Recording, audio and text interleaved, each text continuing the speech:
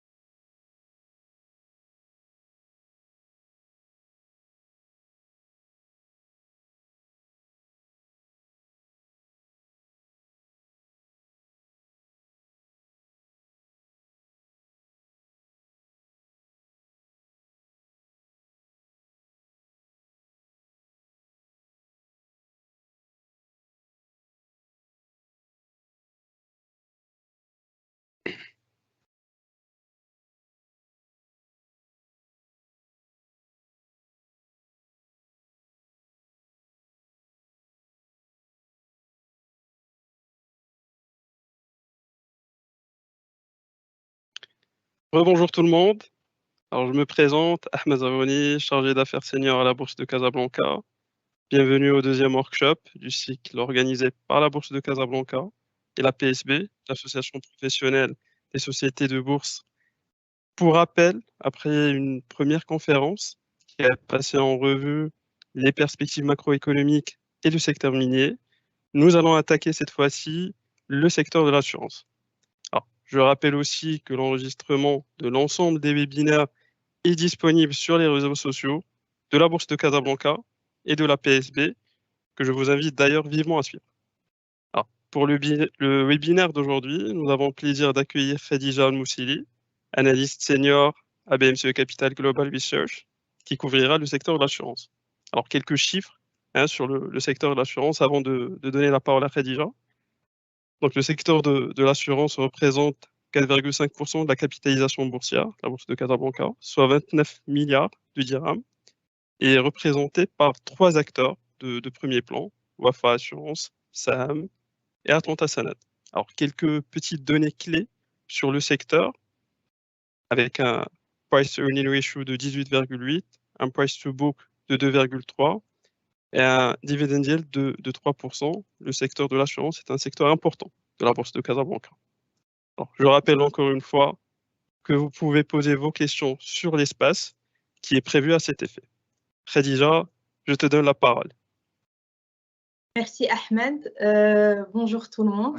Donc déjà, je vous souhaite la bienvenue à ce webinaire qui porte sur les nouveaux défis du secteur des assurances au Maroc.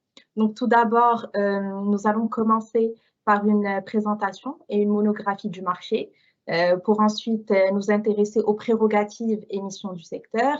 Nous enchaînerons par la suite sur les différents défis auxquels sont confrontées les compagnies d'assurance aujourd'hui pour clôturer sur un focus secteur coté. Donc, ce qu'il faut savoir, c'est que le secteur marocain des assurances est le deuxième marché en Afrique.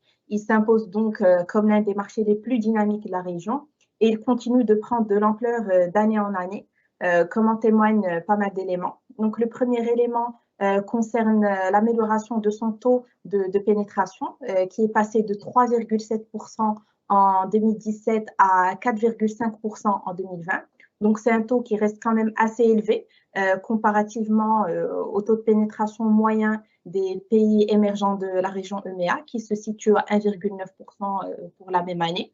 Donc, on aura l'occasion de revenir sur ce point plus en détail sur la slide d'après. Le deuxième élément concerne la croissance à deux chiffres, donc de plus de 20% des primes entre 2017 et 2021, à près de 50 milliards de dirhams. Sinon, en termes de composition, c'est un secteur qui comprend 15 compagnies d'assurance et qui présente un niveau de concentration qui est assez moyen, donc avec une part de marché agrégée de 69% pour les 5 premiers assureurs. Par branche, le chiffre d'affaires global du secteur provient à hauteur de 53% de la branche non-vie et le reste émane de la vie, bien évidemment. Donc, nous pouvons passer à la diapo suivante qui présente un comparatif des taux de pénétration à l'international.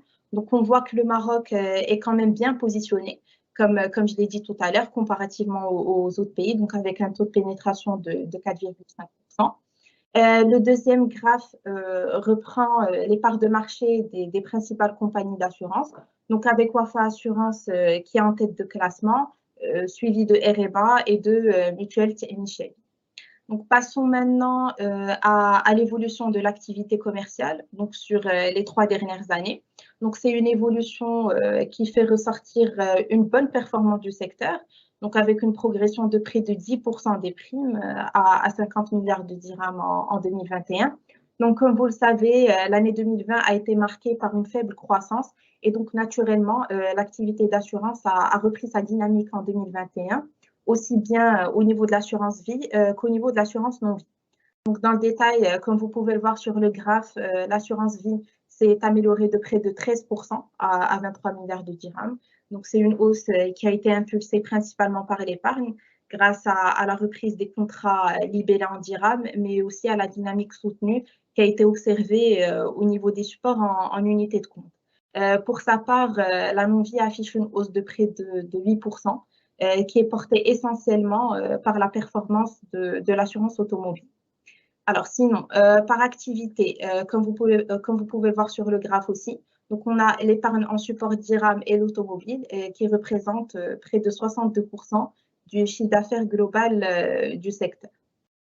Au volet opérationnel, les prestations et frais des compagnies d'assurance augmentent de près de 11% à 43 milliards de dirhams. Donc, c'est une hausse qui a concerné aussi bien l'assurance vie que la non-vie.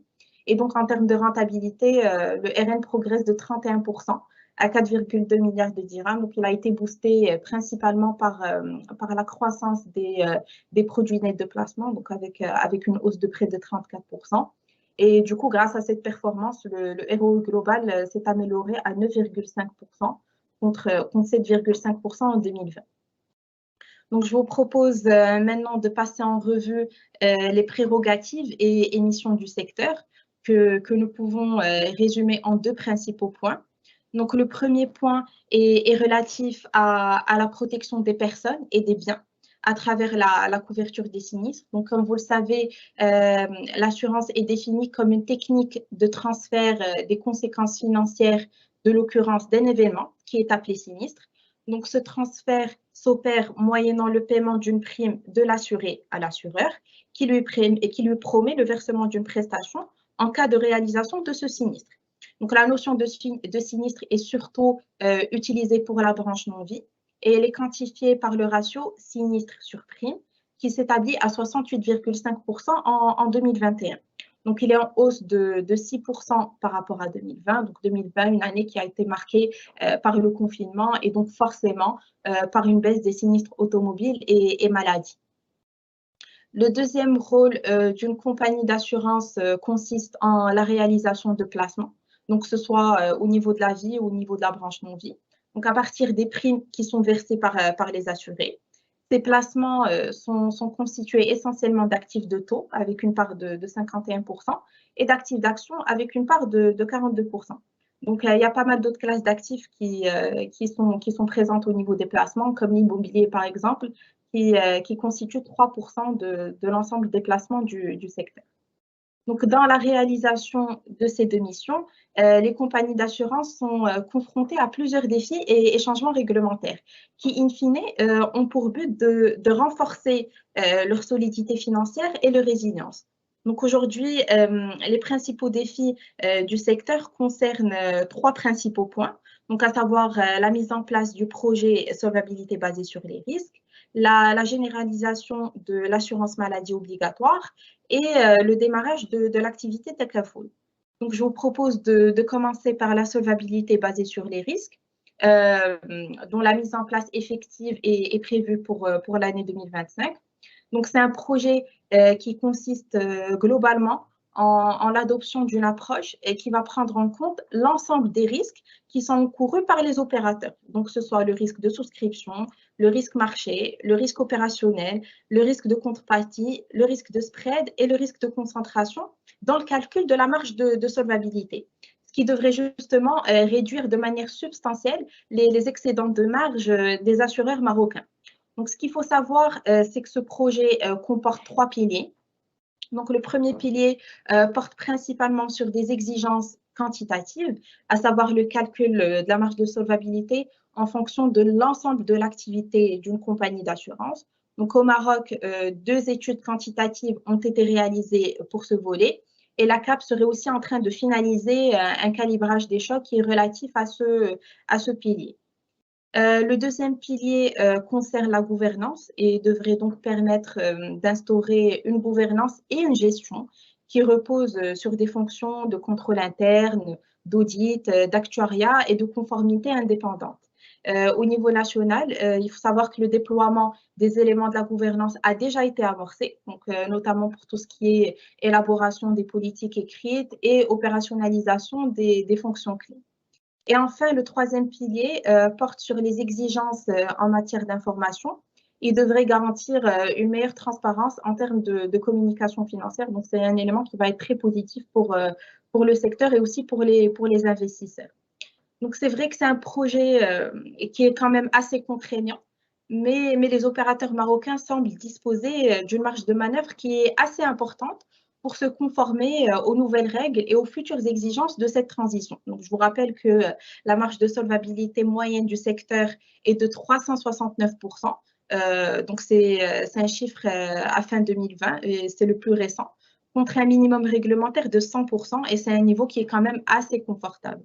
La CAPS a aussi réalisé pas mal de stress tests qui ont fait ressortir une bonne résilience des entreprises d'assurance donc, face aux chocs qui ont été appliqués sur les portefeuilles actions et immobiliers, mais aussi par rapport aux conditions macroéconomiques et techniques défavorables. Donc, normalement, il n'y a pas de crainte à avoir par rapport à ce sujet. Alors, une autre problématique à laquelle le secteur des assurances devrait être bientôt confronté, c'est la généralisation de l'assurance maladie obligatoire qui devrait se faire dans le cadre de la généralisation de la protection sociale.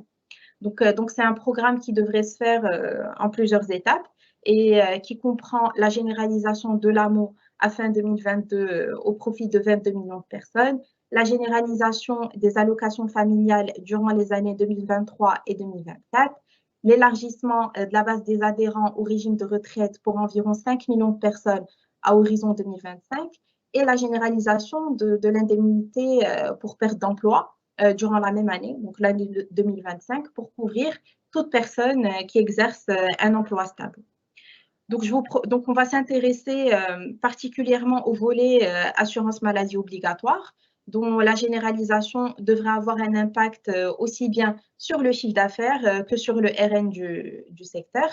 Donc, dans le détail, l'impact relatif au chiffre d'affaires devrait être négatif dans la mesure où les primes maladie des assureurs devraient diminuer en raison de la migration d'une certaine catégorie de clients vers le secteur public.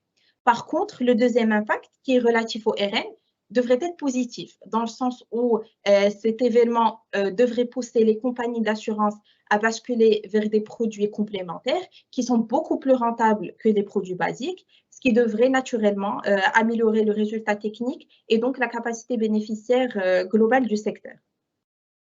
Je vous propose de passer maintenant au Takaful ou l'assurance participative, dont le démarrage effectif a eu lieu cette année, donc avec l'octroi de 4 agréments par la CAPS, donc Awafa Assurance, Mamda MCMA, Takafoulia Assurance, qui est filiale d'Olmarcom, et la Marocaine Vie.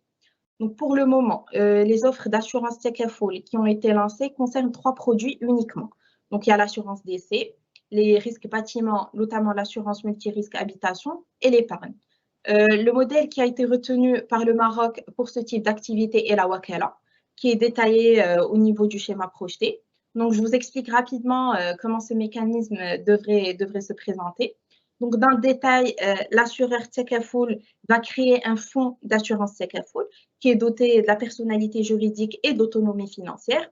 Donc, ce fonds va se composer de comptes d'assurance Takaful qui sont séparés et qui sont institués conformément aux règles prévues dans le règlement de gestion du fonds. Donc, il faut noter que la loi prévoit une séparation des comptes d'assurance Takaful qui sont dédiés à la couverture des risques de ceux qui sont liés à l'épargne.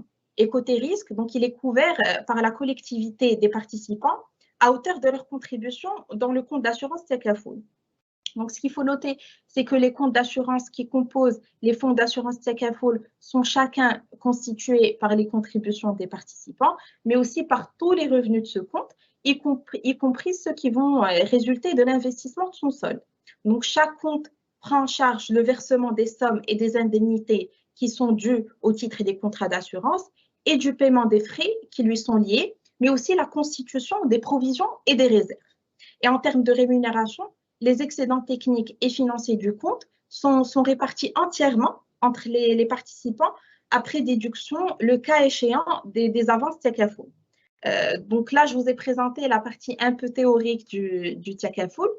Maintenant, en termes de perspective de croissance et bien sûr au niveau national, il y a pas mal de contraintes qui pourraient brider le développement du Takaful. Donc c'est vrai que dans le modèle qui a été adopté par le Maroc, à savoir la Wakala, l'opérateur tire sa rémunération uniquement des commissions prélevées à la source sur les contributions au fonds, ce qui pourrait justement réduire la rentabilité des opérateurs, notamment dans le cas d'une cannibalisation entre l'assurance conventionnelle et l'assurance islamique. Et c'est une cannibalisation qui pourrait avoir lieu lorsque d'autres produits plus diversifiés seront proposés par les assureurs.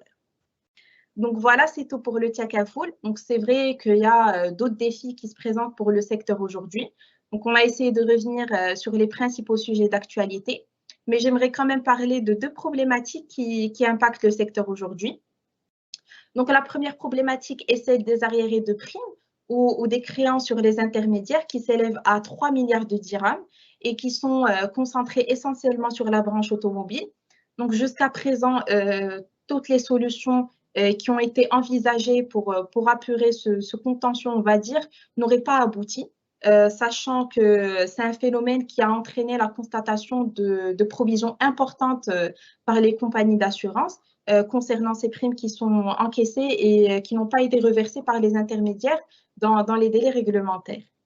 La deuxième problématique dont je voudrais parler concerne le ralentissement attendu de la croissance de la branche automobile qui devrait s'expliquer par une décélération des ventes auto en raison d'une pénurie des semi-conducteurs, de problèmes de chaîne d'approvisionnement et de faibles stocks. Donc, c'est une crise qui est observée aujourd'hui au niveau mondial. Donc, ce qu'il faut noter, c'est qu'il y a une très forte corrélation entre l'évolution de l'assurance automobile et celle du parc, et que les ventes automobiles représentent en moyenne 80% de l'évolution du parc. Donc, c'est vrai que l'impact, il ne devrait pas être majeur sur le secteur dans sa globalité. Par contre, pour les compagnies dont le portefeuille est constitué essentiellement de véhicules neufs, l'impact pourrait être important. Le dernier point sur lequel j'aimerais revenir est la provision pour risque tarifaire. Donc, je vous rappelle que c'est une provision qui est destinée à couvrir les pertes des risques de fréquence, donc à savoir la maladie, les accidents de travail et l'automobile. Donc, elle est censée être constituée si la moyenne des ratios combinés des 3 derniers exercices est supérieure à 100%, ou si le ratio combiné de 2 sur les 3 exercices est supérieur à 100%. Donc, son entrée en vigueur était initialement prévue en 2020, mais elle a été reportée par la CAPES en raison de la crise sanitaire. Et donc, jusqu'à présent, l'autorité ne s'est toujours pas prononcée sur le calendrier de son application. Et sinon, en termes d'impact, malheureusement, on n'a pas accès au ratio combiné par branche des compagnies. Donc, on ne peut pas déterminer l'impact chiffré de cette provision sur le secteur. Donc, après ce déroulé sur le secteur, je vous propose d'enchaîner sur le focus secteur coté. Donc, je vous propose de commencer par Wafa Assurance. Donc, Wafa Assurance, qui est le leader incontesté du secteur, avec une part de marché de 18,2% en 2021. Donc, notre positionnement est positif et s'explique par 3 principaux éléments. Donc, le premier élément porte sur la solidité financière de l'assureur, qui se traduit d'ailleurs par une marge de solvabilité de 300%, donc qui est largement supérieure au minimum réglementaire, mais aussi par sa capacité à maintenir son statut de leader dans un contexte qui est quand même marqué par une très rude concurrence. Le deuxième élément concerne les perspectives prometteuses qui se présentent pour la compagnie, donc, notamment en Afrique. Je pense que vous le savez, Wafa Assurance compte accélérer sa stratégie d'expansion en Afrique notamment à travers de nouvelles implantations qui sont prévues sur les 5 prochaines années pour atteindre un taux de couverture de 65% contre 39% aujourd'hui. Par contre, il y a certaines contraintes réglementaires en matière de renforcement de fonds propres dans la zone ciment qui pourraient entraver le déploiement de cette stratégie en Afrique conformément au calendrier qui a été initialement fixé. Enfin, le dernier point porte sur la diversification attendue de ces placements, donc en intégrant d'autres classes d'actifs comme les OPCI. Ce qui va justement permettre de réduire sa forte exposition sur les placements en actions cotées. Donc, c'est une exposition de près de 28% en 2021. Côté chiffres, on devrait être, selon nos prévisions, sur un TCAM de près de 6% pour le chiffre d'affaires entre 2021 et 2023 à 9,2 milliards de dirhams et de 11% pour le RN à 660 millions de dirhams. Donc, passons maintenant à SAM Assurance. Donc, SAM qui est le leader sur l'automobile et la santé. En termes d'activité commerciale, la compagnie devrait faire preuve d'une meilleure dynamique. Donc, avec le lancement prévu des produits en unité de compte, donc c'est des produits qui présentent aujourd'hui un potentiel qui est très, très important. Au volet technique, l'opérateur compte réduire ses placements en actions, ce qui va justement garantir une certaine stabilité et moins de volatilité au niveau de son portefeuille. Et sinon, côté stratégie, donc je pense que vous le savez, la création d'une joint venture entre les groupes Saint-Lam et Allianz pourrait avoir un impact positif sur l'activité au niveau national à travers la réalisation d'économies d'échelle, mais aussi la proposition de nouveaux produits qui sont censés être plus diversifiés et plus innovants. Donc, en termes de perspectives chiffrées, on devrait être, selon nos prévisions, sur un TCAM de 5% pour le chiffre d'affaires entre 2021 et 2023, donc à 5,6 milliards de dirhams, et de 8% pour le RN à 422 millions de dirhams. Le dernier argumentaire que je vais vous présenter concerne Atlanta Sanad. Donc, c'est une valeur en laquelle nous croyons énormément, en particulier sur le plan, fondamental. Donc, en effet, c'est un assureur qui fait preuve de façon continue d'une dynamique commerciale, notamment grâce à sa stratégie agressive, qui se traduit par le lancement continu de nouvelles offres, mais aussi par l'accélération de son processus de digitalisation. Au volet financier, on voit que la compagnie fait preuve d'une meilleure gestion financière, donc avec un TCAM du résultat financier de près de 20% sur les 5 dernières années. Donc, c'est une hausse qui provient notamment de l'amélioration de ses profits sur réalisation de placements sur la période, grâce à un portefeuille de placement qui est quand même assez rentable, Donc, les principales valeurs qui constituent ce portefeuille d'actions sont CIH Bank, BMC et Woolmans. Donc, c'est des valeurs qui ont des rendements qui sont très, très intéressants, comme vous le savez. Et sinon, au volet stratégique, donc je pense qu'il est important de souligner que l'acquisition attendue par la compagnie de 12,8% du capital de crédit du Maroc devrait lui permettre de se développer davantage, notamment sur l'activité banque-assurance, surtout qu'Atlanta Cement dispose d'une marge de croissance très importante sur la vie, qui ne représente aujourd'hui que 25% de son chiffre d'affaires global. Et ce potentiel est d'autant plus important dans le sens où le développement de la banque assurance impacte positivement le chiffre d'affaires d'une compagnie d'assurance, mais a une incidence peu significative sur sa capacité bénéficiaire au vu de l'importance du mécanisme de participation aux bénéfices qui sont versés aux assurés dans le cadre des produits vie. Donc, du coup, pour aboutir à un niveau de rentabilité qui est satisfaisant, il faut que la compagnie réalise des volumes qui sont très importants au niveau de cette activité, qui devrait permettre justement d'augmenter significativement ses primes sur la branche vie. Par contre, ce qu'il faut savoir, c'est que Crédit du Maroc dispose aujourd'hui d'un partenariat de distribution exclusif avec Saham Assurance. Donc, c'est un partenariat qui devrait normalement prendre fin en 2026. Donc, on ne sait pas s'il y aura résiliation de ce contrat cette année ou si les impacts ne seront visibles qu'à partir de l'année 2026. Au volet chiffres, on devrait être, selon nos prévisions, sur un TCAM de 7% pour le chiffre d'affaires, donc entre 2021 et 2023 à 5,6 milliards de dirhams, et de 21% pour le RN à 612 millions de dirhams. Donc voilà, je pense qu'on a fait le tour de cette présentation. Vous pouvez aussi trouver l'ensemble de nos publications ainsi que de nos prévisions donc pour notre scope de valeur sur notre plateforme bmcecapitalglobalresearch.com. Je vous remercie pour votre attention et je laisse la parole à Ahmed pour animer la session questions-réponses. Merci Rita. Pardon, Khadija. Pardon, un grand merci Khadija pour cette présentation détaillée des différents aspects du secteur de l'assurance et qui a d'ailleurs grandement suscité l'intérêt de nos participants. Nous avons d'ailleurs récolté une salve de questions de nos participants d'ailleurs. Bah, si tu permets, Khadija, je vais te poser ces questions. Alors, je ne sais pas comment tu veux qu'on procède. Est-ce que je te donne les questions ou on y va une par une? Je pense que ça serait mieux. Oui, une par une, ouais, ce Une serait par mieux. une. OK. Alors, Ouais. première question, comment devrait se présenter l'évolution du résultat financier cette année du secteur de l'assurance? Alors, par rapport aux résultats financiers, donc effectivement, c'est une question qui est très intéressante. Donc, selon nos prévisions, bien sûr, et indépendamment de l'évolution du marché boursier, qui est quand même assez difficile à prévoir dans le contexte actuel. Donc, on pense que le résultat financier devrait continuer sur son trend haussier en 2022.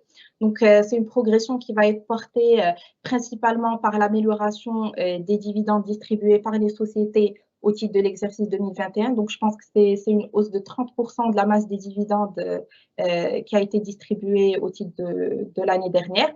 Donc, c'est normal après la forte baisse qui a été observée au niveau des dividendes au titre de l'année 2020 en raison de la crise sanitaire. Donc, voilà.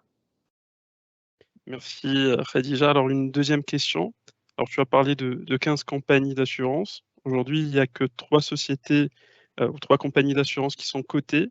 Alors pourquoi ces compagnies d'assurance justement ne sont pas présentes au sein de la bourse de Casablanca? Est-ce qu'il y a un manque de perspective d'expansion ou voilà, d'autres problématiques dans ce sens? Alors, moi, personnellement, bon, je pense que le secteur des assurances est quand même assez bien représenté au niveau de la bourse. Donc, tu l'as dit tout à l'heure, donc c'est une part de 4,5% pour trois sociétés. Donc, et c'est des sociétés qui sont quand même de taille importante. Donc, on a Wafa Assurance, Atlanta, Saham, qui ont une part de marché agrégée d'à peu près 40% en 2021, il me semble. On est effectivement conscient du fait qu'il y a certaines grosses compagnies qui ne sont pas présentes au niveau de la bourse. Après, je ne pense pas que ce soit lié à un manque de perspective d'expansion, Donc, comme je vous l'ai exposé au niveau de la présentation, les perspectives d'expansion du secteur sont très importantes.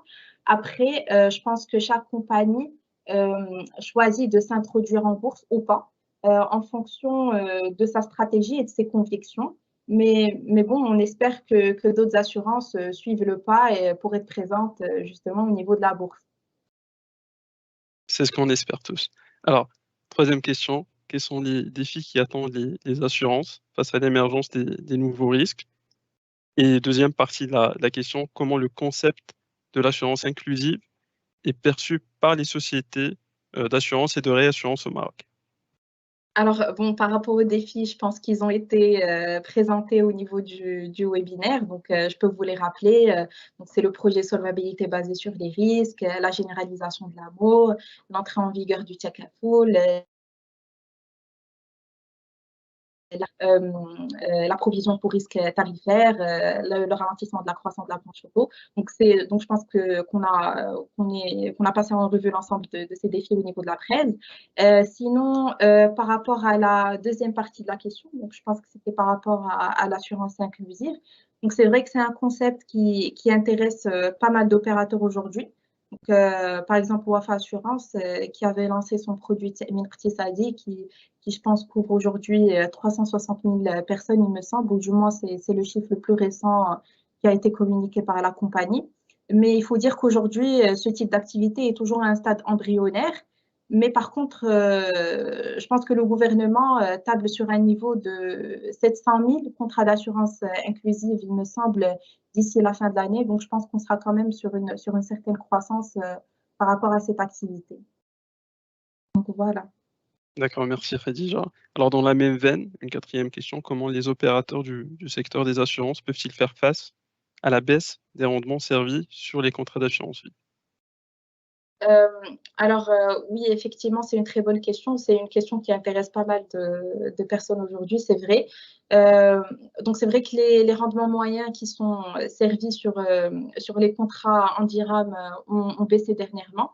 Donc, si je me rappelle bien par rapport aux chiffres, donc, ils sont passés de 4,1% il y a 4 ou 5 ans à 3,2% en 2020. Donc, c'est vrai que ça peut constituer une certaine menace pour l'épargne assurantielle. Mais ce qu'il faut savoir, c'est que les assureurs disposent de pas mal de leviers pour faire face à cette érosion pardon, des taux. Donc, avec l'adoption d'une stratégie de diversification, avec la promotion des contrats en unité de compte, donc c'est quelque chose qui a été généralisé au niveau du secteur aujourd'hui. Donc, il y a Wafa Assurance qui est déjà présente dessus, la Marocaine Vie aussi, Atlanta et Saham qui vont les lancer cette année. Donc, c'est vrai que les fonds récoltés auprès des épargnants sont pour une grande partie investis en bons du trésor, donc d'où la baisse des rendements. Et donc, l'une des solutions pour les assureurs serait d'orienter une part plus importante des capitaux vers d'autres actifs, comme l'immobilier par exemple. D'ailleurs, avec l'émergence des OPCI, je pense que ça constitue une opportunité intéressante pour les opérateurs. Donc voilà, il y a pas mal de leviers qui peuvent permettre de contrecarrer cette baisse. Merci. Une cinquième question. Quel devrait être l'impact chiffré de l'application de la SBR sur les marges de solvabilité? Alors, par rapport à l'impact chiffré, donc malheureusement, on n'a pas assez d'informations à ce sujet. Par contre, il y a une information que je peux vous communiquer. Donc, selon certains opérateurs du secteur, l'impact chiffré de Solvency 2, donc sur les marges de solvabilité à l'international, était de 100 points de base en moyenne. Donc voilà, je ne pense pas que ce soit un impact qui soit très, très important. Après, comme je l'ai dit tout à l'heure, les opérateurs cotés ont des niveaux très confortables en termes de marge de solvabilité, ce qui leur confère un certain matelas pour absorber les éventuels impacts qui sont inhérents à l'application de cette norme. Merci Khadija. Une autre question, si tu permets. Quelles sont Bien les sûr. perspectives de développement du produit UC, unité de compte, ce dont on a parlé tout à l'heure? Alors, donc par rapport, donc je pense que bon, j'ai un peu répondu à la question et aussi au niveau de la presse. Donc c'est un produit qui vient aujourd'hui pour un peu compenser la baisse qui est observée au niveau des contrats qui sont libellés en dirham. Donc c'est aussi quelque chose qu'on peut voir au niveau de l'évolution des primes au volet sectoriel. Et donc ça permet une certaine diversification des capitaux qui sont investis. Donc, je pense que d'ici quelques années, c'est un produit c'est un produit qui présente un potentiel de développement très important et c'est quelque chose qui va se voir davantage à partir de cette année, vu qu'il y a pas mal d'assurances qui ont obtenu l'agrément pour commercialiser ce type de produit. C'est quelque chose qui va vraiment permettre de tirer vers le haut l'évolution des prix de vie. Voilà. Merci beaucoup, Khadija. Je pense qu'on a fait le tour des questions. Merci à toi. Merci pour ton temps et pour cette présentation encore une fois et d'avoir répondu à toutes les questions. Alors, Avec plaisir. et tout le plaisir est pour nous. Je rappelle notre rendez-vous de la semaine prochaine pour le troisième workshop qui aura lieu le 14 juin et traitera du secteur du BTP. Et ça sera en compagnie de M. Ahmed Rocht, responsable analyse et recherche de Valois Securities. Merci à tous les participants. Merci encore une fois, Khadija. Et on se dit à très bientôt. À bientôt. Au revoir. Bientôt. Au revoir.